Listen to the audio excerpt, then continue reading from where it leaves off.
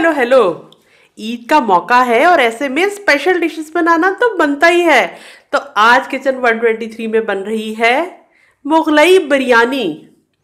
Kitchen 123 की इसी तरह की ज़बरदस्त वीडियोस देखते रहने के लिए किचन 123 को लाइक करें, सब्सक्राइब करें और बेल बटन को भी प्रेस कर दें। सबसे पहली स्टेज पर हमें प्रेशर कुकर में मटन को गलाना है। बकरे का गोश्त मैंने आधा किलो लिया हुआ है और मिक्स मटन है जिसमें नली भी है, जिसमें थोड़ी सी चर्बी भी है, हड्डी वाला गोश्त है। और इसमें 3 साबुत लहसुन के जवे, 6 साबुत गोल मिर्च और 1 चाय की चम्मच में जितनी काली मिर्च साबुत आई वो मैंने ली हुई है। और 2 चाय के चम्मच हैं लेवल करके, भरे हुए नहीं हैं, नमक के। और इसको प्रेशर कुकर में डाल के और 3 कप पानी डाल के हमने मटन को, बकरे के गोश्त को गलाना है। और उसके बाद अगला प्रोसेस करेंगे। गोश्त का मसाला बनाने के लिए इंग्रेडिएंट्स यहाँ पे मौजूद हैं। आधा कप मैंने घी लिया हुआ है, आप चाहें तो ऑयल भी ले सकते हैं। 1 मीडियम साइज़ की प्याज को लेके उसके मैंने स्लाइसेस किए हुए हैं। 2 खाने के चम्मच यहाँ पर मेरे पास मौजूद है अदरक लहसुन का पेस्ट। आधा कप दही है जिसको मैंने फेंटा हुआ है। और ये 6-7 छोटी इलायची, 2 बड़ी इलायची और 8 लौंगे। ये है आधा किलो बकरे का गोश्त। ये प्रेशर कुकर में डालती हूँ। साबुत लहसुन के जवे, साबुत काली मिर्च, साबुत गोल मिर्च और ये 2 चाय के चम्मच नमक। और इसमें ये 3 कप पानी में डाल रही हूँ।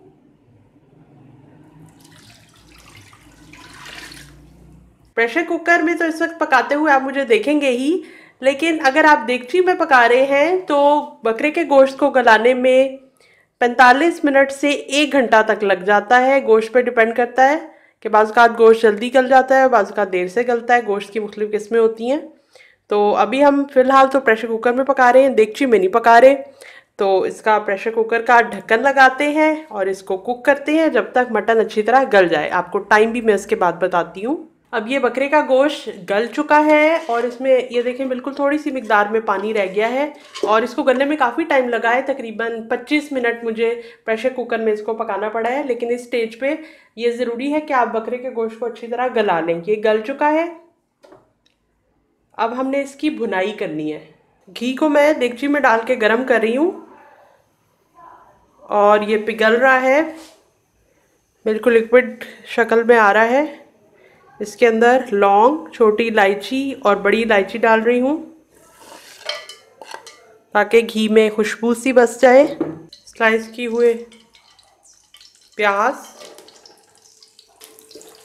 को ब्राउन करना है। प्याज ब्राउन हो चुकी है। अब इसके अंदर अदरक लहसुन का पेस्ट डाल दिया।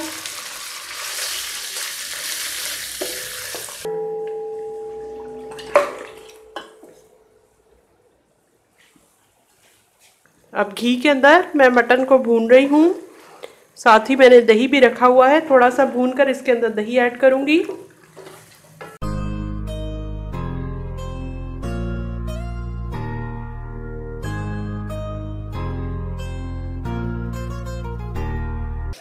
बहुत अच्छी सी खुशबू आ रही है घी की, मसालों की, भुनाई की।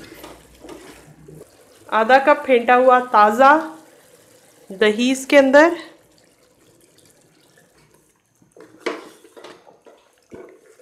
अब ढक्कन लगा के दरमियानी से कम आंच करते हुए इसको पकने के लिए मैं रख रही हूँ ताकि मसाले वगैरह अच्छी तरह से इसमें रस बस जाए, खुशबू गोश्त के अंदर चली जाए। 2 कप चावलों को धोने के बाद मैं भिगो रही हूँ और चावल उबालने के लिए मुझे 8 कप पानी चाहिए जो इस देगची में मैंने भरा हुआ है। और यहाँ पर मौजूद है इस प्लेट में 1.5 खाने का चम्मच नमक का। तेज़ हम नमक डाल रहे हैं क्योंकि एक्स्ट्रा पानी इसमें से हमने जब चावल बॉयल हो जाएंगे तो वो निकाल देना है, तो नमक की मिकदार सही हो जाएगी। और ये 3-4 छोटे दालचीनी के टुकड़े हैं या 2 बड़े टुकड़े ले लें।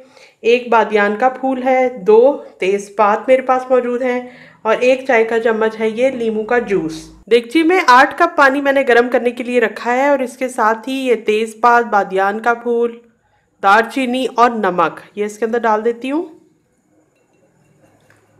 नमक भी घुल जाए और इन मसालों की खुशबू भी, और इसके साथ ही ये नींबू का जूस ये भी इसमें डाल देते हैं। अगर आप सिर्फ नमक डाल के चावलों को उबालेंगे तो वो बिल्कुल उबले हुए सादा चावल लगेंगे, उनमें वो खुशबू नहीं होगी और वो बिरयानी की बात नहीं बनेगी जो कि बिरयानी का खासा है। तो इसलिए ये खुशबू वाले मसाले डालने बहुत ज़रूरी हैं। ढक्कन बंद कर देती हूँ। जब पानी ज़्यादा गर्म हो जाएगा, उबाल सा आने लगेगा, तो फिर इसमें मैं भीगे हुए चावल ऐड करूँगी। आधा घंटा भीगे हुए चावल हैं। अब गर्म उबलते हुए पानी के अंदर ये भीगे हुए चावल डाल रही हूँ। जिस पानी में मैंने इसको भिगोया था वो पानी मैंने इसका निकाल दिया है, सिर्फ चावल डाल रही हूँ।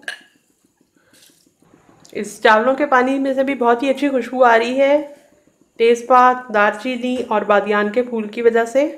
अब इसका पानी का टेम्परेचर कम हो गया है चावल डालने के बाद। आंच को थोड़ा ऊंचा कर दिया है मैंने ताकि दोबारा से इसमें उबाल आए और चावल पक सकें। चावलों को उबलते हुए 8 मिनट हो गए हैं। खुले ढक्कन के साथ ही मैंने इसको उबाला है और अब ये इतने हो गए हैं। हाथ से भी मैं चेक करती हूँ और खा के भी देखती हूँ। इसमें थोड़ी सी बिल्कुल मामूली सी कसर रह गई है, यानी 80% ये गल चुके हैं। अब इसका एक्स्ट्रा पानी मैं निकाल देती हूँ और अब हमने इसकी तह लगानी है बिरयानी की। ये बकरे के गोश्त को मसालों के साथ मैंने तकरीबन 12 मिनट के लिए पकाया और फिर चावल भी उबल चुके हैं और अब ये गोश्त भी तैयार है। इसका जो घी है वो साइड पे हो चुका है, वो मैं लैदा प्याली में निकाल रही हूँ। इसको मैं चावलों के ऊपर डालूंगी। इस देगची के अंदर हमने दम देना है तो इसके अंदर ही मैं इस गोश्त को शिफ्ट कर देती हूँ।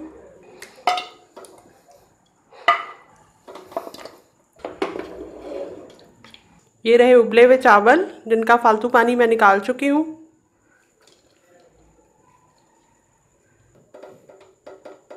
ये वाला घी जो मैंने सालन के ऊपर से उतारा है, जो हमने अभी तैयार किया था, वो इस तरह से फैला देते हैं ताकि हमारे चावल जो हैं वो भी फ्लेवरफुल हों।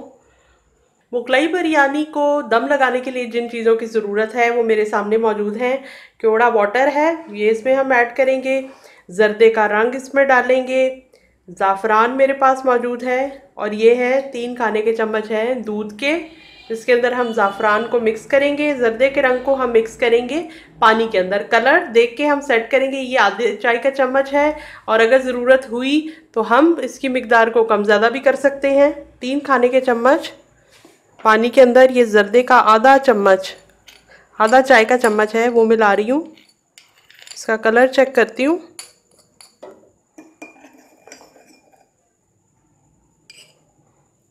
ये हल्का रंग है, इसमें भी मज़ीद मैं ऐड करती हूँ जर्दे का रंग ताकि कुछ चावल गहरे रंग के भी हों। ये बाकी का जो बचा पानी है उसके अंदर ये आधा चाय का चम्मच जर्दे का रंग मैं मज़ीद घोल रही हूँ। अब चेक करते हैं। ये देखिए ऑरेंज सा शेड आ रहा है जो बहुत ही प्यारा लग रहा है।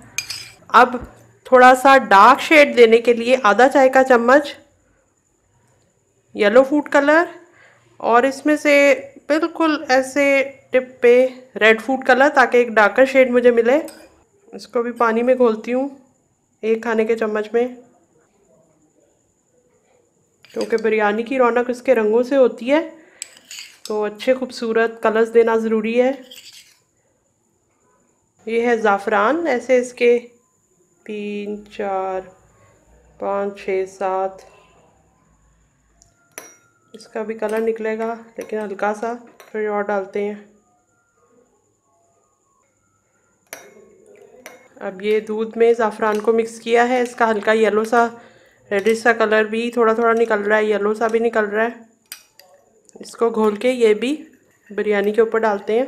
तकरीबन आधी चाय की चम्मच में जितने ज़ाफ़रान के इस तरह से ये जो ऐसे तारें सी हैं धागे से हैं, ये जितने आधे उतने मैंने लिए हैं। थोड़े थोड़े करके मैंने ऐड किए।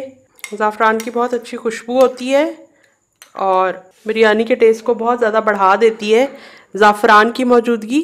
तो ये भी पूरी बिरयानी के ऊपर फैलाती हूँ मुख्तलिफ़ जगहों पे। और अब रह गया केवड़ा वाटर 1 खाने का चम्मच। 3 4 हरी मिर्चें भी आप डाल सकते हैं। मैं 1 लाल डाल रही हूँ, इसके अंदर ही दम में नरम हो जाएगी ये लाल वाली मिर्च। और ये हरी एक दो और भी आप डाल सकते हैं। मुगलई बिरयानी को दम देने के लिए नीचे मैंने इसके तवा रखा हुआ है। 2-3 मिनट के लिए तेज आंच करूंगी ताकि इसके अंदर स्टीम बन जाए, भाप बन जाए, और उसके बाद आंच को कम कर दूंगी और इसको दम पे रहने दूंगी। जब दम लग जाएगा इसके बाद मैं आपको बताती हूँ कि क्या कंडीशन बनी हमारी मुगलई बिरयानी की। मुगलई बिरयानी का दम खोलते हैं और देखते हैं। वाह, खुशबू आई आपको? मुझे तो बहुत अच्छी आई। कितनी खूबसूरत लग रही है बिरयानी 20 मिनट के दम के बाद। ऐसे इसको नीचे से ऊपर की तरफ चावलों को मूव करना है ताकि मिक्स हो जाएं मसाले वाले चावल और ये जो ऊपर की लेयर है चावलों की। प्लेटर में निकालती हूँ और आपको दिखाती हूँ। तो तैयार है हमारी जबरदस्त किस्म की मुगलई बिरयानी। इस बकरा ईद पे ये वाली बिरयानी बनाना तो बनता ही है। आप बनाएं और एंजॉय करें। मैं कल मिलती हूँ एक और कमाल की रेसिपी के साथ।